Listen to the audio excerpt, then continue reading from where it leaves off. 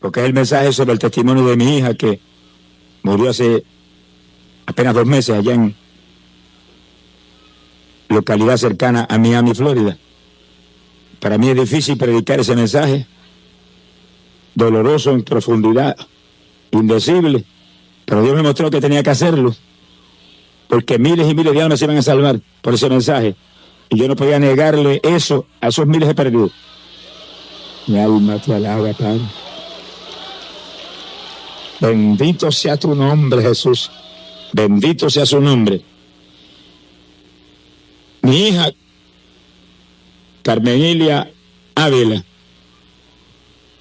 de pequeñita, era la mayor de las 3 hijas de mi hogar. Cuando tenía como aproximadamente 7, 8 años de edad, que nosotros nos habíamos convertido al Señor en esos días, hacía muy poco tiempo, pues a esa edad Dios la bautizó con el Espíritu Santo. Ya había bautizado las 2 menores, a Noemí y a Dori, y esas se arrodillaban al lado mío y oraban 15, 20, 25 minutos en lengua sin parar al lado mío las 2. Tenían 5 y 6 años de edad. Muy joven, que estaba en la iglesia de Dios Pentecostal en Camuy, muy joven, se casó. Y cuando se casó, tanto ella como el esposo, que también estaba en la iglesia, se apartaron del Señor. Pasaron años largos para que pudiera volver al Señor. Nunca olvido cuando yo estaba encerrado en una pequeña oficinita, en un ayuno que Dios me llamó que duró 41 días. Y ahí encerrado estaba yo ahí cuando metieron un papel debajo de la puerta y decía: su hija Elia va para Estados Unidos y quiere verlo antes de irse. Yo abrí la puerta volando y se sentó al lado mío, le hablé del Señor, hablamos. Yo creo que en la tierra no ha habido una persona más cariñosa y más amorosa conmigo que esa muchacha. Y ella me abrazaba y me besaba. Yo dije: ve que yo estoy orando aquí por ti y vas en los brazos del Señor. No estás en su camino, pero Él te va a guardar. No se va a perder un cabello de tu cabeza. Ella se fue, yo me quedé en aquella habitación. Señor, yo me quedo aquí, pero tú eres responsable de ella. Sea bendito, Señor Jesús. Mi alma te alaba, Jesús. Se fue en Estados Unidos y siguió en Estados Unidos hasta hace 2 meses que murió trágicamente en ese país. Que mi esposa llamó por teléfono a Miami para hablar con él. Y el esposo agarró el teléfono y le dijo: mira, hace 4 horas que están cerradas ahí orando, yo no me atrevo a llamarla. ¿Tú quieres la llamo? Y yo salté de un lado y dije: no la llamo, déjala ahí cuando acabe que me llame para atrás. Sea bendito el nombre de Jesucristo. Sí, estaban realmente firmes, buscando a Dios. Y continuamente hablábamos de los planes que ellos tenían para servir al Señor. Planes para quizá venirse a Puerto Rico y estar conmigo en el ministerio. Gloria a Dios. Cuando me dijeron: vamos a mudar de iglesia porque nos queda muy lejos y hay una más cerca, yo sentí temor. Le dije: oren a Dios y si Dios no se lo confirma, no lo hagan. Pocos días más tarde me llamaron de nuevo y dijeron: bueno, hemos orado y nos hemos mudado. Y dije: bueno. Y siguieron adelante en la otra iglesia. Pero pocos días más tarde comenzaron problemas en el hogar. Y recuerdo que ella llamó a casa, habló a mi esposa, y dije: tenemos problemas, mi esposo está puesto muy violento, y hay fricciones en la casa, y yo me siento muy triste, me siento mal. Pocos días más tarde volvió, llamó, y dijo claramente a mi esposa: ya él está tan violento que me ha estado golpeando. Cuando yo oí eso, yo me metí a orar a toda profundidad y a clamar a Dios: no permita que toque a esa muchacha, y a clamar al Señor. Pero el asunto siguió para adelante. Llegó un momento que ella no pudo resistir más, porque de cualquier cosa él la golpeaba. Entonces le pidió a él que se tenía que ir de la casa. Él no podía seguir en esas condiciones, tenía que irse hasta que se decidiera cambiar. Pues se fue, pero iba lleno de un odio y un celo terrible. Y estaba maquinando sus planes, pero ya al lugar donde se marchó. Pasaron los días y un día él se vino por la tarde, llegó a la casa por la tarde, y mi hija trabajaba. Y los muchachos, 2 hijos de 13 y 14 años, Lo dejaron subir a la casa, ellos no pensaron jamás lo que iba a suceder. Y él entró, tenía sus planes todo preparado. Se escondió en la habitación de ellos, y cuando ella regresó del trabajo que entró, pues apenas entró a la habitación, pues él le cayó encima a la muchacha con un cuchillo y acabó con ella apuñalada. Eso fue el lunes 23 de enero de este año 1989. Yo recuerdo que ese día estaba yo en la oficina trabajando, y había estado trabajando largo, y a las 8 me arrodillé a orar, y a 1 hora de rodillas orando, a las 9 me tocaron en la puerta.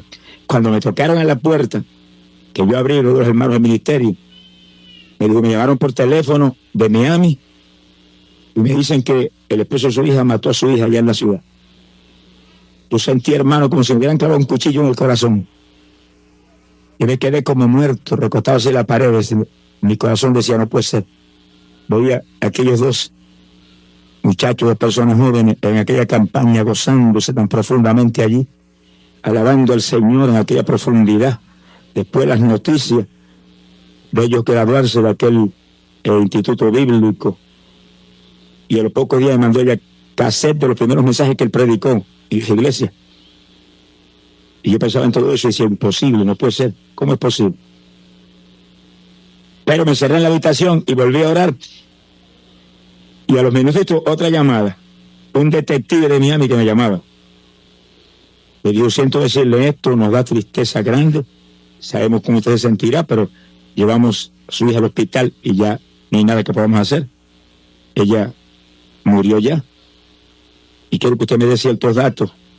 Y yo sin voz, con la voz que se me fue, tuve que contestarle los datos que él me pedía de ciertas informaciones y demás. Y cuando él terminó, yo me tiré de rodillas de nuevo en la habitación y comencé a orar y a gemir en el Espíritu delante del Señor. Pero según yo oraba, sentía el Espíritu de Dios, cuando de forma muy clara y profunda me decía, se fue conmigo, la salvé, está conmigo. Y las samayas, y esas, bendito sea Dios. Y empezó el Espíritu Santo a mostrarme los versículos bíblicos que yo usaba cuando oraba por ellos. Es que dije, me llamaron por el teléfono de Miami. Mi esposa dio un salto y dijo, ¿qué le pasó a Elia? Yo tuve que decir, con voz entrecortada, su esposo le acaba de matar allá en la ciudad de Miami. Mi hermano, eso fue una escena increíble. Y yo me moví a la habitación, no pude aguantar el ambiente, me encerré en una habitación a orar. Al rato mi esposo entró y me dijo, tienes que hablar solo a tu mamá. Aquí todo el mundo hablando y llorando, y ella preguntando y no me atreví a decirle nada. Y yo fui donde mami. Cuando llegué me preguntó, ¿qué pasó? ¿Qué es lo que pasó? Y le dije que Elia partió con el Señor. Bueno, mi vieja que amaba a esa muchacha de una forma tan profunda. Yo salí corriendo a la habitación y me cerré nuevamente en la otra habitación solo y seguí llorando. Y ahí yo sentí decirle, Señor, proclamo ayuno. No vuelvo a comer hasta que tú no me hables y me digas que entregue, porque habrás hecho ciertas cosas decisivas que están en mi corazón. Y había 2 cosas decisivas en mi corazón. Primero, el hombre que había matado a mi hija. Yo viví en la campaña de Miami con él al lado mío todo el tiempo, orando, buscando a Dios, llorando por las almas. Y vi cómo estaba firme en el Señor y sentí una compasión y un dolor tan grande. Y dije, Dios mío, ¿cómo es posible esto? Y sentía responsable de él. Usted y yo somos responsables. Y aunque uno siente a una persona que mata a la hija de uno como un enemigo, Cristo dijo que hay que amar a nuestros enemigos. Una de las situaciones más difíciles y terribles ese día fue cuando fuimos a visitar la casa donde habían matado a mi hija. El detective se nos quedó mirando cuando mi esposa dijo, nosotros queremos ir a la casa. Él nos dijo, ojalá no fueran. Nosotros le dijimos, no, tenemos que ir. Bueno, lo llevamos. Pero todo está revuelto, dijo. No va a ser fácil para ustedes. Cuando entramos a aquella casa, hermano, y nos acercamos a la puerta de la entrada de la habitación. El rastro de sangre que había de la habitación para afuera, aquello era una cosa increíble. Mi hija no me hizo sacar un grito. Yo me recosté de una pared, clamé a Dios: Señor, lo amo, ten misericordia, perdónalo, ayúdame a amarlo, dame más amor por él, ayúdame. Tú sabes que no supo lo que hizo, tú sabes que no supo lo que hizo. Me decía, apenas tuvieron los problemas y las fricciones en el hogar, los dos dejaron de ir a la iglesia.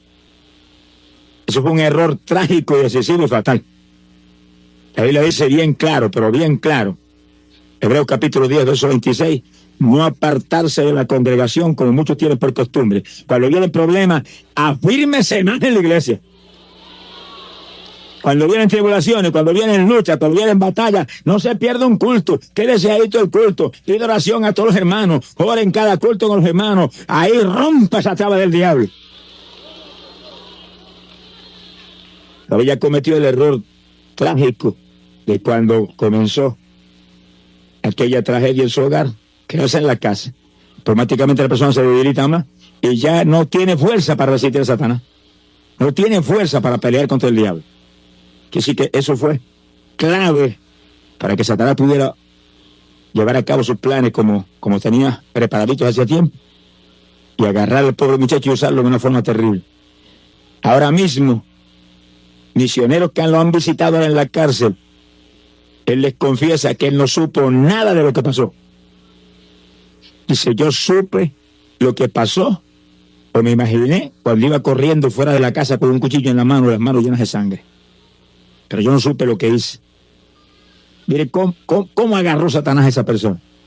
¿Qué clase de venda había en esos ojos? Como dice la Escritura, que Satanás pone una venda en los ojos de la gente, que no ven ni saben lo que pasa al que se echa hacia atrás porque hay un problema o algo, como le pasó a mi hija. Por eso que Dios me hace hablar esto, porque a mí me duela. Pero es que hay montones en el pueblo de Dios que están igual hoy en día, flojos, a media, en su casa, se van antes de tiempo a los cultos, vienen de vez en cuando al culto, se cacas y siempre en su casa, algunos son domingueros, no vienen que el domingo por la mañana. Mire, avance y conságrese a Dios, antes de que se pierda aquí abajo. Alabado sea Dios, conságrese a Dios.